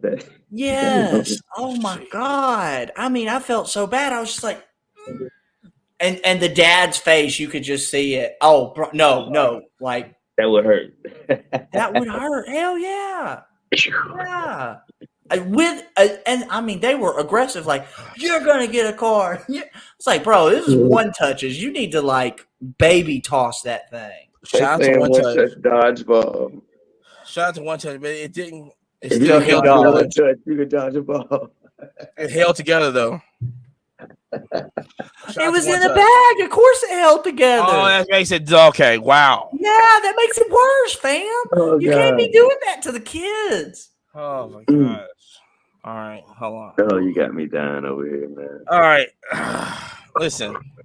Shout out to the kids' forehead. Listen. Oh boy. One thing great that happened. And shout out to Sam, right? Shout out to Sam, freaking family, 100%. Sam hits me up, right? And he literally goes, would you be down to do an interview and everything, right? Of course, you know what I'm saying? Yo, my guy, right? Listen, whatever you need, we are here. Yeah. Right? Yeah. And go in there, do the interview and everything, which is I like that was an official national interview, not just like sponsored by TikTok Shop. Yeah. The official one. The official one. And I also like that also with how the national did that. Which I'm like, yeah, you gotta have a lot of media representation there. Yeah. I know we're gonna be there next year, so shout out to us. But first time meeting Sam, man. I mean, I was just like, you talking about somebody. It's not that many people you can meet that's just 100 down to earth, so genuine, such a nice guy. There's not too many people on earth, like that. Hooked us up with trade night badges. You know what I'm saying, to get in early and everything. So, man, shout out to Sam. Like I said, I make sure I just seen him like every day. When it's just like, yo, I just can't. I said, I don't know. Like I can't say like just how I'm feeling, man. But that was really good though. Just such gratitude, man. Honestly, like just treat it just like family, and 100% he is family. I mean, like there's not many. There's so many content creators that just shit on everybody else and like open arms. I mean, he's genuine, man. He's knowledgeable, very knowledgeable, funny. But I like his cadence, man. Just, you mentioned how he talks to everyone, man. Yeah. No, just very calming. Yeah. He was perfect for this. He literally has a voice for radio. It was perfect. Absolutely. So we also have a segment on here is we go to card shows and we try to find tag cards. And so we're on doing this whole show. We're basically 0 for 40, I guess. I don't know how many card shows we went to. We're episode 23. Yeah, it's been going like 10 plus episodes. Crazy. But Tag had the thing that they bought from Burbank. You can customize cards and all this other stuff. So the crazy thing was we basically made our own tag cards. So we basically found tag cards that was there. First of all, that's just a great idea.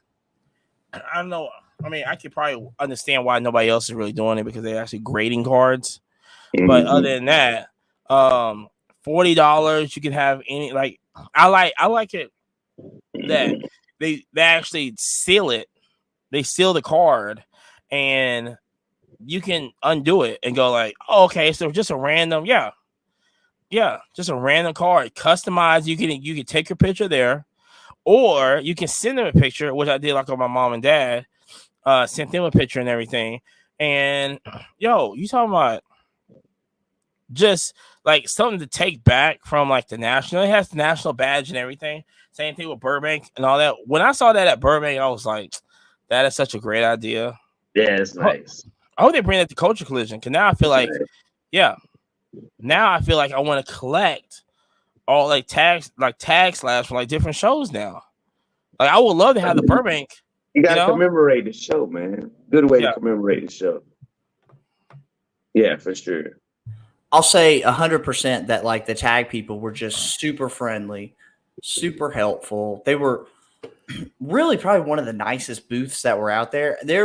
I'll leave some names out, but some of the corporate booths were pretty rude. And you're sitting there going, Bud, you're wearing official branding of that brand. That's a bad look. Mm-hmm. Mm-hmm. Yeah, and also they did have a nice booth set up over there by one of the artists too that was doing like live art. Oh my God. It was good to watch them while you were waiting in line. That was a pretty cool spot, yeah. Also, I wanted to shout out. You there, Monty? Yeah. I want to shout out. I think we found our very first sponsor of the show. So we got these wonderful, for our audio listeners, we've got these wonderful 3D printed necklaces that can display your brand. And it was literally the talking piece that just got us to so many corporate booths, and everybody was so helpful. They were like, oh, you've got a podcast? And the beautiful thing with the wearing your brand on your neck was just because like you're going to sweat through a t-shirt. You're going to sweat through a hoodie with a product like this. Literally you can have all your brand, and it was set up so perfect that you could slide a card in and it would hold the card. So we had our logo, the Quiet Card Podcast, and then we had our tag slabs in there. And it was just such a beautiful talking piece. I mean, the amount of people that literally like stopped and were just staring. And I go, yeah, hey, these are 3D printed, can do custom. Yeah, but why don't you tell us about this brand? Yeah, man, it was, wanted to do something special for the 44th National Convention, man. So, thought about it, talked about it, and it's amazing what you can, what ideas you can bring to life, man, with technology these days.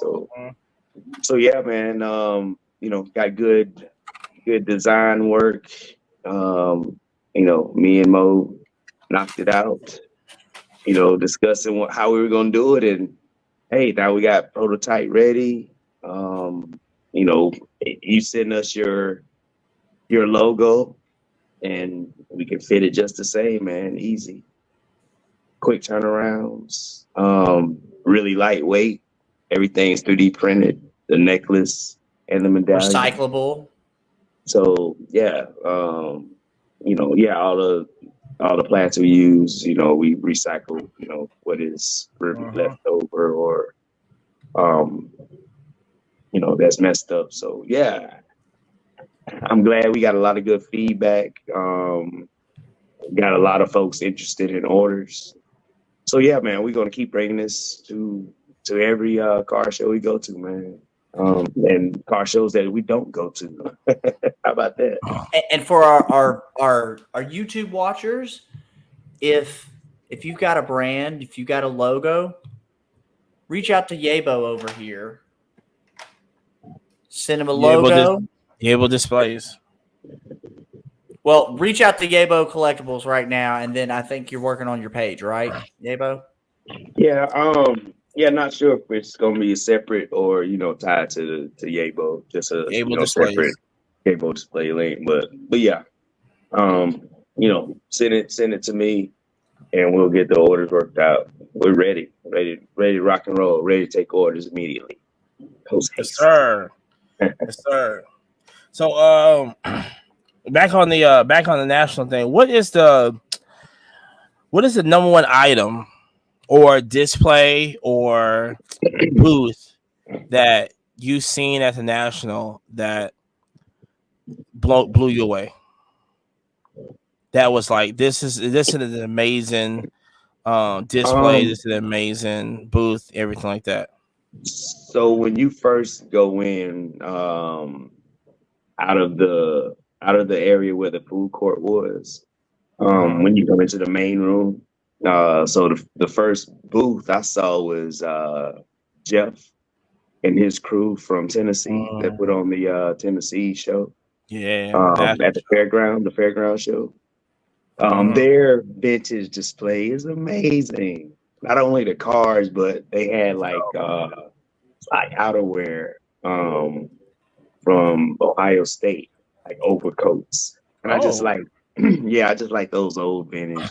I think that was it 1910 or something like that, or 1920. Oh wow, it was super. Yeah, and it had like two like strike marks on the like left side of the O, just to symbolize that it's a 2-year Letterman. So yeah, I thought those like, you know, that booth was pretty fresh from a vintage perspective. But like overall though, the best booth that I saw was the artist that was painting live. And he had about 40, you know, of his, you know, original designs. I mean, they were all everywhere. Some were like $4,000. And I believe that artist was the only art. Yeah, I believe that artist was the only artist who held the license to all the NBA, NFL. He could put logos on anything, and then is that the one that was spray painting? Yeah, I mean, he had like shirts coming out, like literal shirts coming out of the canvas, or parts of the shoe coming out of the canvas. And he had like the signed Michael Jordan and stuff. And it was absolutely. Yeah, that's the one with the Tupac, right? He had Tupac. He had a bunch of Jordans. Yeah, the Conor McDavid. Yeah, he had so many, man. And I like the one. I can't remember his name. We got to find his name and give him his. I gotta find it too, because that was the one with the jersey. Like he had the spray paint with the Michael Jordan jersey. Like it looked like 3D. But the jersey actually was like coming out of the paint. Yeah, coming out of it. Right. Yeah. That to me that was like the nicest. The nicest. That was dope though. Yeah, that was dope. JP, what you seeing over there? Bro, so I'm a 90s baby. It was the Power Ranger display for me. I mean, that was my whole childhood. I'm with you. I'm with you on that one. I'm the same. It was incredible. And what was crazy is, as a little kid, you know, everything looked so big. And like when you saw Lord Zedd in person, and it's like a 5'4" person, and you're like, it's so small. But they had all the props. They had the official like costumes that were worn in the show. Yeah. Like, the Power Rangers hit for me, honestly. Mighty Morphin. Yeah, 100%. Making sure. Make sure we got that right. Yeah, the Mighty Morphin, man. That was amazing. Just to sit there and just look at it and go, like, dang, it was just like, I mean, that was larger than life to actually see it in person. Like, this was on the set. You see the props and stuff. Like, this was on set. Yeah, there was nothing like it. You know what I'm saying? At all. Like, it was nothing like it at all.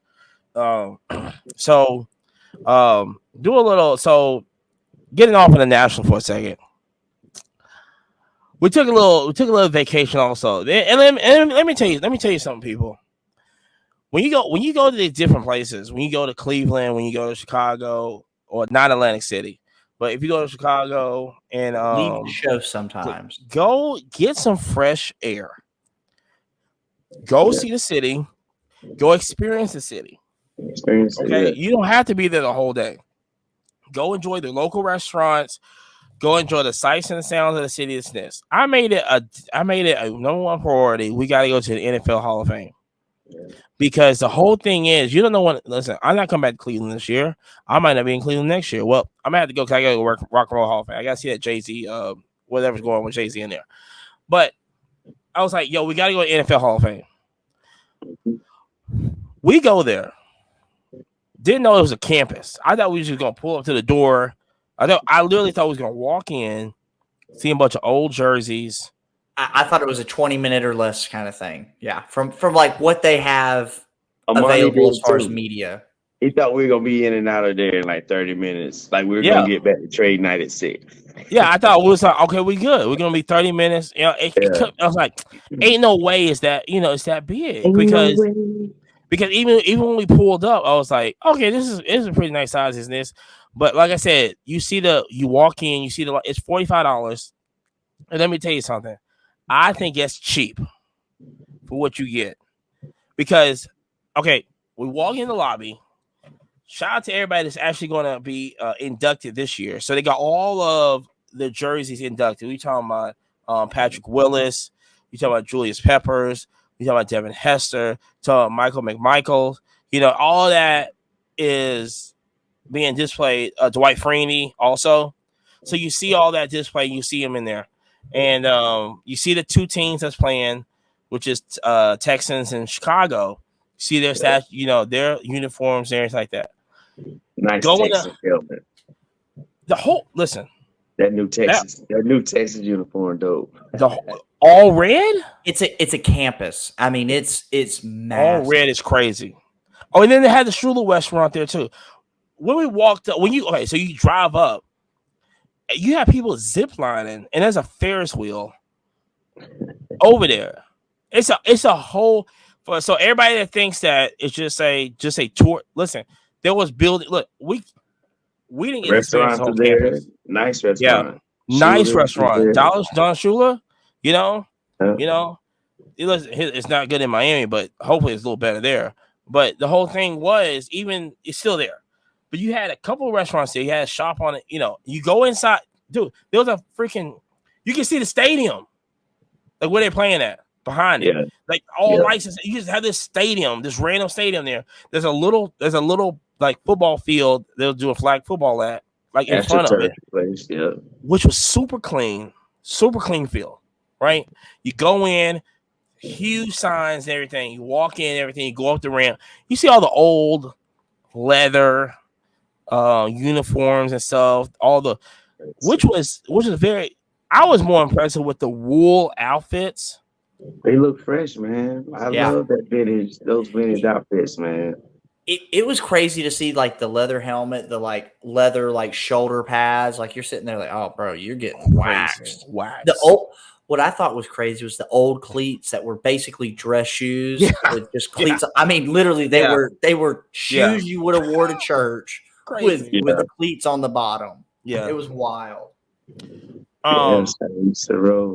was a lot of information, and then you go up second floor.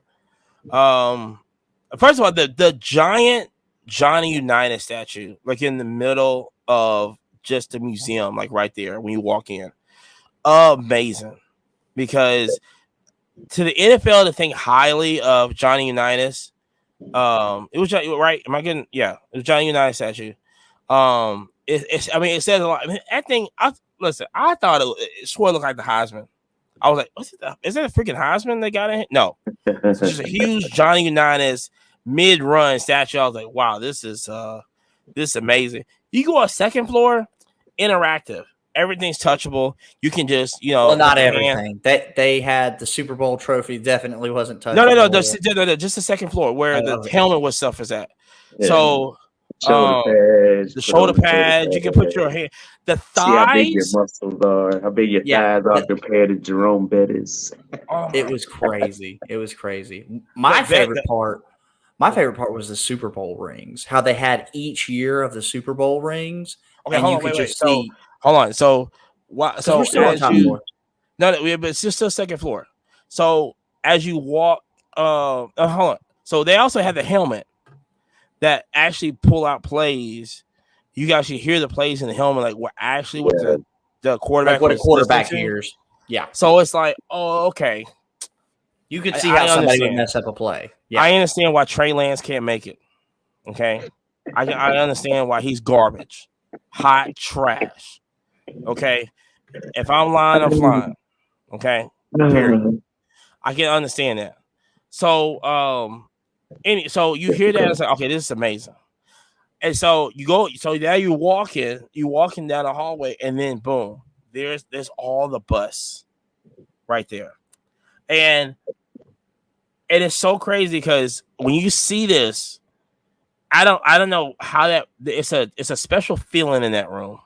I can't. Literally, we describe all it. whispered like we were in a museum. Yeah. You're in a museum. Like It's so crazy. Like you don't have to like you can yell and everything that you don't have to whisper. Yeah, It wasn't but the just us vibes two. in there, but when everybody. you're No, around the bus, everybody. though, you feel like you gotta whisper, though, man. It's what you see on TV. Right? You You know can't what I'm like saying? yell. Yeah, you can't yell around the bus. You can't yell around the bus. And we was out there whispering and stuff. It was like, yo, hey, come here. Look at this. Look at this. Look at this. Man, and that was for me. That was really the start of the NFL. It was the start of the NFL Hall of Fame because we spent 100%. So we spent so much time just in that room, just looking at like different players. Every year was marked.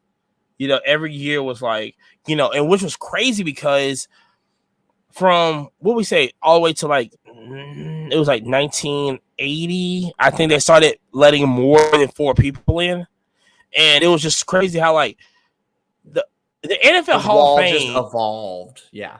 The NFL Hall of Fame doesn't have that many Hall of Famers. As you think about it. Yeah, I mean it's a special fraternity, man. Which is crazy. I mean, what's it supposed to be?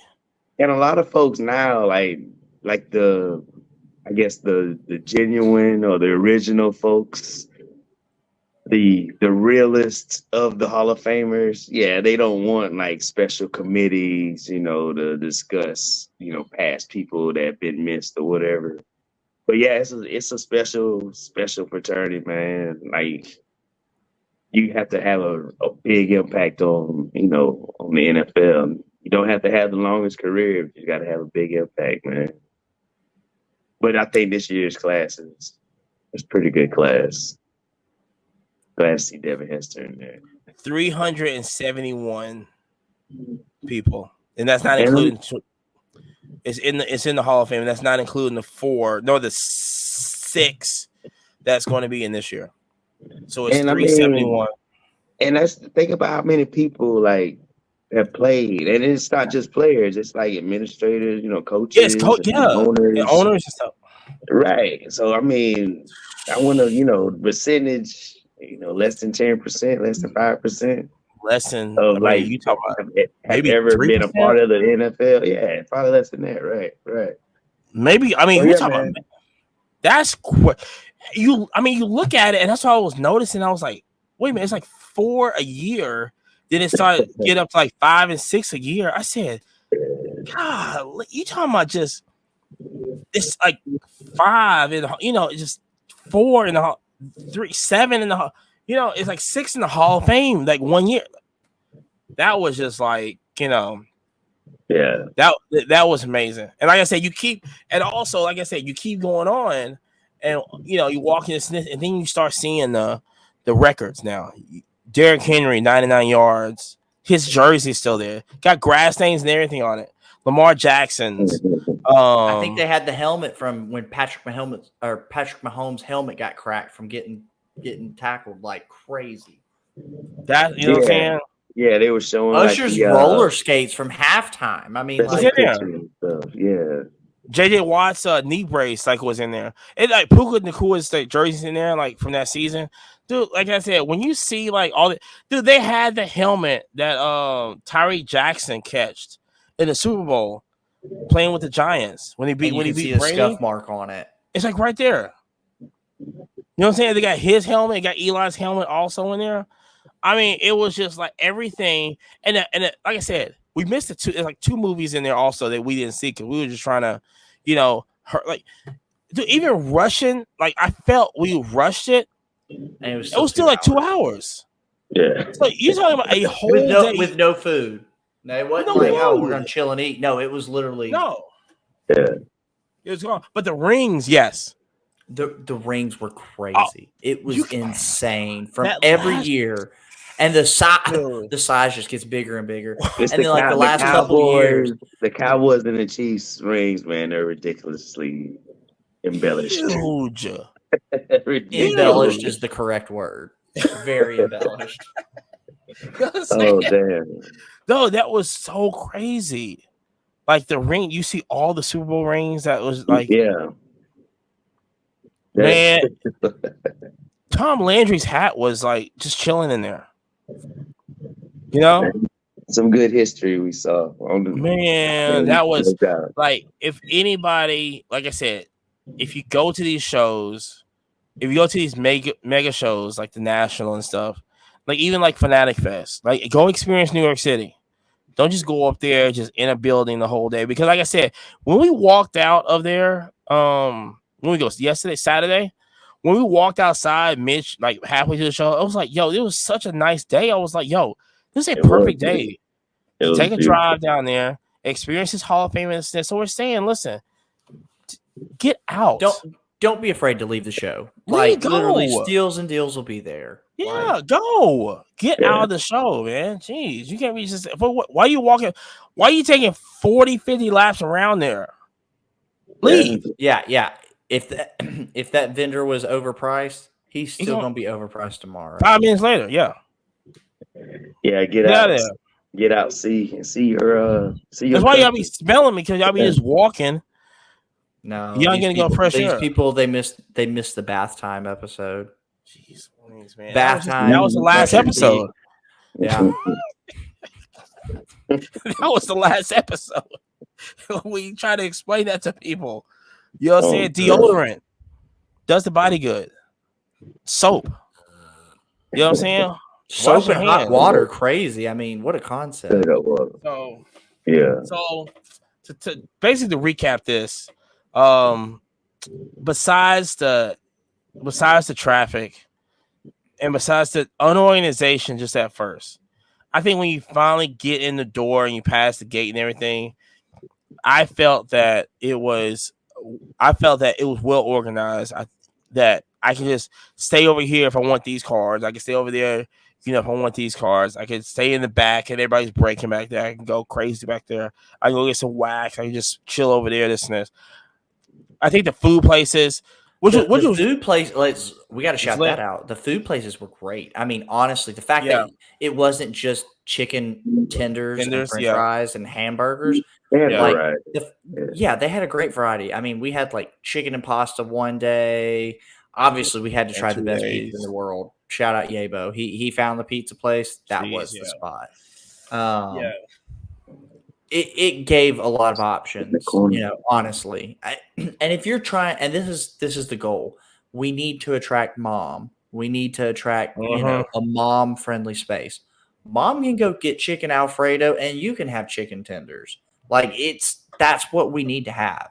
Chicago didn't have that. Chicago, you straight up had to leave. You had to go somewhere else and go get it, unless you wanted chicken tendies or but hold on.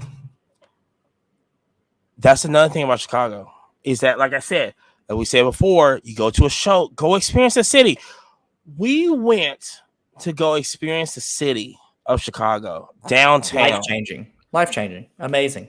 And shout out, I think it was Wiz had said he had been to Chicago so many times for all these shows and events, and he goes, bro, I've never even been to the city. And it's like, go get fresh air, guys. I think that's long and short. It's like I said. Air. And like I said, we went to go, and that's another memory that we have. You know what I'm saying? Especially when I took y'all to the pizza joint.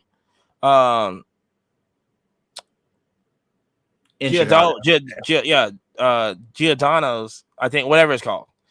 And they pull the thick pizza, they pull the screen, the Chicago style pizza there. Dude, you make memories. Chill with your friends. Like I said, if y'all don't have no friends, just go by yourself. Okay. But like I said, if y'all meeting people there, man, plan that thing and get rid of it. I'm already planning for Chicago for next year. I already know what we're gonna do for Chicago for next year. Okay. Get your friends together. As me and Amani were driving in or driving back from Cleveland, we were literally talking about, okay, in New York, gotta hit this, gotta hit that. We'll be at Fanatic Fest. I want to see what it's about, but we only be there for one day because we don't know we don't know what's going on. But that's in later episodes. We're gonna talk about that. Yeah, you know what I'm saying. The hobby. Okay, we're gonna talk about. We're not gonna listen. Next, this is just later episodes. This is just a recap and everything. Okay, we ain't gonna talk about the whatever. Okay, this is just a recap of the National. So, any closing words, closing remarks? How'd you like the show? Let me know. Let me know, how was it? How was Bo? Gable go? Man, overall, man, I think, I feel victory. I truly do. On top of, just me catching back up with friends from last summer, getting good cards sold, get them in the right collector's hands. That was, really fun. Putting a little change, in your pocket also. But then, picking up good cards that been looking for. I was able to get a couple Josh Gibsons that I've been trying to add to my collection. Got a lot of good Atlanta Braves cards for cheap that, some of these folks down here in the South are going to really want. Yeah, them Cleveland people, they didn't care about them, and we're over here going, we know a place we can get double that. Exactly. Yeah, man. And then, just the, from the hip hop, perspective, being able to get those, for my PC and, good Kanye West auto reminder. you picked up was such a steal. I still can't believe you got that. Insane. Yeah, I mean, it was a good weekend, good week for hip hop, man, in the hobby, for sure. Got my first F1 Dynasty card from up there, so that's kind of Archon. You know what I'm saying? That's been Archon, man. Got my first Dynasty. Right. That's what National's about. Winning, man. We were winning. We'll have a good time. Yeah. All right, Jerry, what you think? Honestly, I think putting a little change in your pocket was really cool, but it was amazing to see all these people that I've been friends with on the internet forever. It sounds so crazy that to go, hey, I've had lots of conversations with these people and we've never met in person, right? Yeah. And you walk up and you see them and you literally hug them. You're like, bro, family, good to see you. Y'all travel safe. Like, I mean, it's surreal. It really is. It's, for me, it's like the best way to go see your friends because all the cool kids definitely were there. I mean, definitely shout out. I definitely had quite a few friends who couldn't make the trip. Cage, should have brought your butt to the show. Come on, Cage. But it's great for the friends. I mean, and for the amount of new friends that we made. I mean, really, every night we sat up at trade night, we made new friends. Like literally, that was our buddy who is popular on Clubhouse that last night on Saturday. Yeah, I enjoyed he's packing up 20 minutes. Yeah, that was fun. Yeah, he's packing up 20 minutes before it gets over. And I go, hey, bud, no. Don't put your stuff out. Last minute deals are definitely going to happen. I was like, man, I made a little bit of money on the last 15 minutes of the last show. He goes, I don't know. I'm tired. I said, give it a shot. Not even 5 minutes later, somebody comes and goes, yeah, believe it now. $100 bills on you. And he goes, when you're right, you are right. Because we had the table of deals and steals, baby. That's right. That's right. Yeah, like I said, he was there first. He was there first, man. And we sat down. Welcomed us with open arms. Shout out Simon. To the six. From the six. For the six. This is Drake approved podcast. No Diddy. But like I said, take that. And so like I said, once again, we appreciate everybody that's just new listening to everything. Welcome to the family. That's all I'm gonna have to say, man. Shout out to everybody that was there. It's just like I said, it's no words to thinking that we just started this podcast and where it's at, even for this short amount of time and the people that it's reaching and everything. I just can't express how you see it in person. You're thinking that, hey, like what Jerry said, you think we just basically just talking to the internet and just putting stuff out there, but you actually see that's actually touching people. And when you talk about listening to this on the way to work and stuff, and how, oh yeah, I've been listening to y'all for a while. Listen, let me tell you something. Every single click and download, every single that y'all put up, so much, guys. It means literally a lot. Like me and Amani, we were dying tired on the way in. And we had somebody repost us and said, hey, you know, we appreciate the lives. It helps you get Cage. closer. Yeah, Cage shouted us Cage out. did that. Yeah. And I literally, like, my whole body just felt fuzzy. Got And I energy. was like, and I told Amani, I said, bro, I've been dead tired for the last 6 hours straight of a drive. I said, I've got all the energy in the world. Like, chugging a Red Bull doesn't even compare. I mean, it straight love, y'all. We really do appreciate y'all. Yeah. So like I said, shout out there. Yeah. So shout out to everybody on there. Like I said, once again, like I said, just follow us on. We're on Spotify, Apple Podcasts, YouTube. Get the videos and everything. TikTok, Instagram. Finna be on Twitter soon, but also, like I said, follow Yabo on Whatnot, YAYBO. If you have any questions, anything about the design, about the necklaces, and everything with the card holders, that's Yabo Designs also. Definitely official sponsor of the podcast that's going forward right now. Like I said, just hit him up for any designs or anything going on. But like I said, everybody that's national, hope that you drove home safely and everything. We will be at the next show that we will be at is the Huntsville show in a couple weeks, and we're gonna hit up New York for Fanatic Fest. But listen, until then, like I said, if your grandma is hopping along with one leg, let her listen to this too. All right, we love grandma too. But until then, love grandma. Peace. Peace. Peace. Game out.